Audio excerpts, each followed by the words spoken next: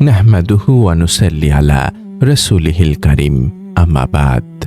প্রিয় ভাই ও বোনেরা, রহমত, মাগফিরাত ও নাজাতের সুমহান বার্তা নিয়ে পবিত্র রমজানুল মোবারক আবারও বছর ঘুরে আমাদের দ্বারে এসে উপস্থিত হয়েছে।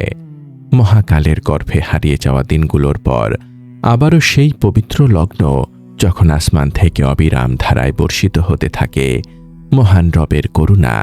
হাদিস শরীফের পাতা উল্টালে আমরা দেখতে পাই রাসূল করিম সাল্লাল্লাহু আলাইহি ওয়াসাল্লামের জামানায় যখনই পবিত্র রমজান মাসের আগমন ঘটত, তখন বিশ্বনবী তার সাহাবা ইকরামদের সামনে এই মাসের অসামান্য ফজিলত ও গুরুত্ব তুলে ধরতেন, তাদেরকে সুসংবাদ প্রদান করতেন। তিনি বলতেন, তোমাদের নিকট রমজান মাস উপস্থিত হয়েছে, এটি এক অত্যন্ত বরকতময় মাস। আল্লাহ তাআলা তোমাদের উপর এ মাসের সিয়াম বা রোজাকে ফরজ করেছেন। এই মাসে জান্নাতের সুউচ্চ তোরণগুলো উন্মুক্ত করে দেওয়া হয় এবং জাহান্নামের ভয়াল দরজাগুলো সজোরে বন্ধ করে দেওয়া হয়।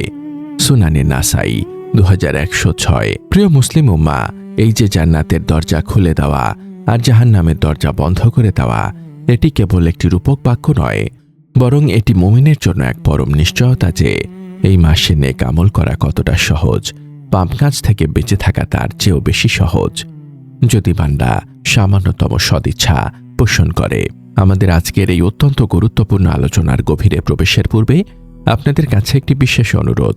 দিনের বিশুদ্ধ জ্ঞান প্রচার ও প্রসারে আমাদের নিরলস প্রচেষ্টা অব্যাহত রাখতে আমাদের ওয়েবসাইট www.ummakontho.com ভিজিট করুন এবং আমাদের অফিসিয়াল ফেসবুক পেজ ও ইউটিউব চ্যানেলের সাথে যুক্ত থেকে আমাদের এই যাত্রায় সহযাত্রী হন, কারণ আপনাদের এই ক্ষুদ্র প্রচেষ্টাই দিনের দাওয়াতকে পৌঁছে দিতে পারে অগণিত মানুষের হৃদয়ে।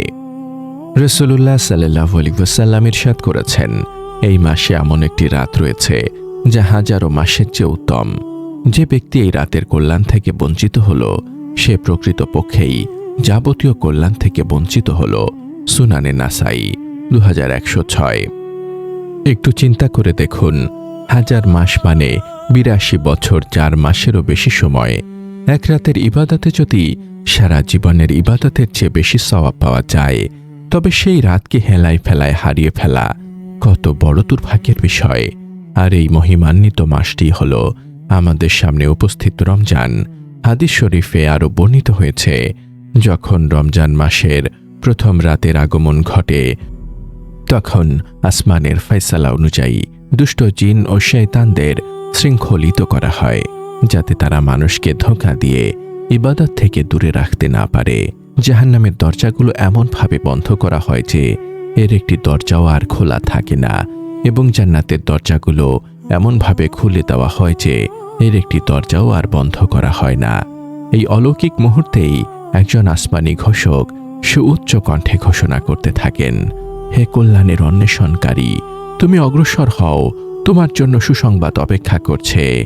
আর হে কল্যাণের পথযাত্রী, হে পাপাচারী, তুমি তোমার পাপাচার থেকে নিবৃত্ত হও, থামো, এটাই তোমার ফিরে আসার সময়। সুনানে ইবনে মাজাহ 1642, জামে তিরমিজি 682।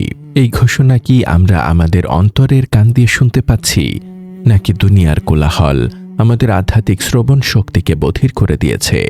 এই যে ঘোষক চিৎকার করে বলছেন, হে কল্যাণের যাত্রী, সামনে বাড়ো, এটি মুমিনদের জন্য এক বিশাল অনুপ্রেরণা। আর পাপীদের উদ্দেশ্যে বলা হচ্ছে, থামো। এই থামার নির্দেশটি তাদের জন্য যারা সারা বছর নফসের গোলামি করেছে। প্রিয় ভাই, অনেক হয়েছে, অনেক পাপাচার করেছেন, জীবনের অনেকটা সময় শয়তানের পদাঙ্ক অনুসরণ করে কাটিয়েছেন।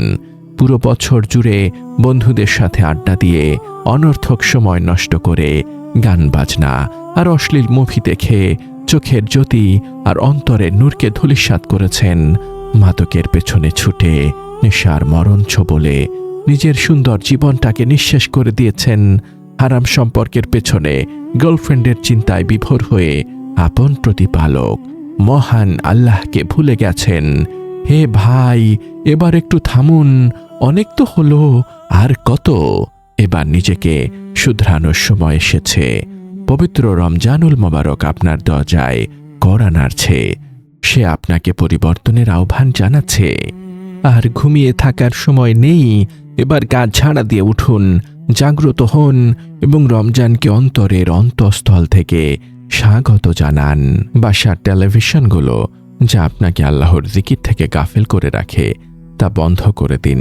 মাদক ও নেশা জাতীয় দ্রব্যকে চিরতরে বিদায় জানান। এখানে সেখানে বন্ধুদের সাথে অহেতুক আড্ডা না দিয়ে সবাইকে সাথে নিয়ে আল্লাহর ঘর মসজিদের দিকে ছুটে যান। আপনার রবের সামনে সেজদা অবনত হন, যিনি আপনাকে সৃষ্টি করেছেন, প্রতিপালন করেছেন এবং যার কাছে আপনাকে শেষমেশ ফিরে যেতেই হবে। মনে রাখবেন, রমজান কেবল না খেয়ে থাকার নাম নয়। রমজান এসেছে আপনাকে পরিশুদ্ধ করতে, রমজান এসেছে আপনাকে পুত পবিত্র করতে, রমজান এসেছে আপনাকে মুত্তাকি বা আল্লাহ ভীরু হিসেবে গড়ে তুলতে। আল্লাহ তাআলা পবিত্র কোরআনে ইরশাদ করেছেন, হে ঈমানদারগণ, তোমাদের ওপর রোজা ফরজ করা হয়েছে যেমন ফরজ করা হয়েছিল তোমাদের পূর্ববর্তীদের ওপর, যাতে তোমরা তাকওয়া বা আল্লাহ ভীতি অর্জন করতে পারো। সূরা আল বাকারা আয়াত 183। তাই এই রমজান মাসে লোক দেখানো ইবাদত নয়, বরং একনিষ্ঠতার সাথে ইখলাসের সাথে রোজা পালন করুন।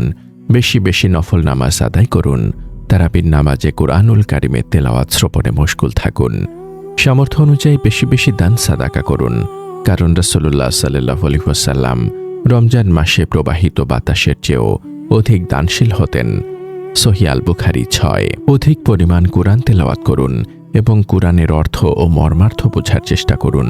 আল্লাহকে স্মরণ করে নিজের গুনাহের কথা ভেবে চোখের পানি ফেলে অন্তরকে পরিতৃপ্ত করুন।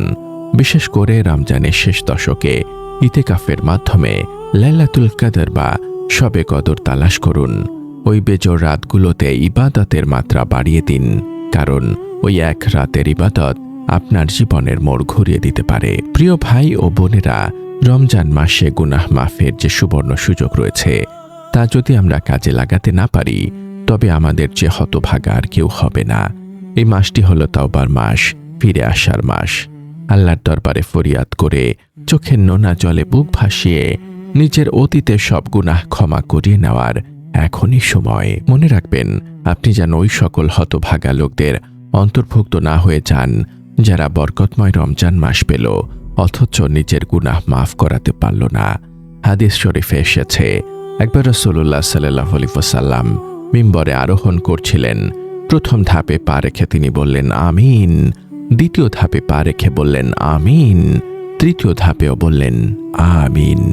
সাহাবা ইকরাম অবাক হয়ে এর কারণ জিজ্ঞাসা করলে তিনি বললেন, জিবরাইল আলাইহিস সালাম এসে আমাকে বললেন, ওই ব্যক্তি ধ্বংস হোক যে রমজান মাস পেল কিন্তু নিজের গুনাহ মাফ করাতে পারল না। তখন আমি বললাম আমিন। সহিহ ইবনে হিব্বান 915। চিন্তা করুন, জিবরাইল আলাইহিস সালামের মতো ফেরেশতা বদদুয়া করছেন আর বিশ্বনবী সাল্লাল্লাহু আলাইহি ওয়াসাল্লাম তাতে আমিন বলছেন। সেই বদদুয়া কতটা ভয়াবহ হতে পারে। তাই আসুন, এই রমজানকে আমরা আমাদের জীবনের শেষ রমজান মনে করে ইবাদতে মগ্ন হই। আল্লাহ তাআলা যেন আমাদেরকে রমজানুল মোবারকের প্রতিটি মুহূর্তকে কাজে লাগানোর, শ্রেষ্ঠ সময়গুলোকে সঠিক কাজে ব্যয় করার এবং এই মাসের হক আদায় করে মুত্তাকি হওয়ার তৌফিক দান করেন। আমাদের সিয়াম, কিয়াম, তেলাওয়াত এবং দান সাদাকাকে তিনি যেন কবুল করে নেন এবং জাহান্নাম থেকে মুক্তির পরোয়ানা জারি করেন। হে আল্লাহ, আপনি আমাদের রমজানের পবিত্রতা রক্ষা করার এবং আপনার সন্তুষ্টি অর্জনের তৌফিক দান করুন। আমিন। দিনের এই বার্তাটি ছড়িয়ে দিতে আমাদের ভিডিওটি শেয়ার করুন এবং আমাদের সাথেই থাকুন।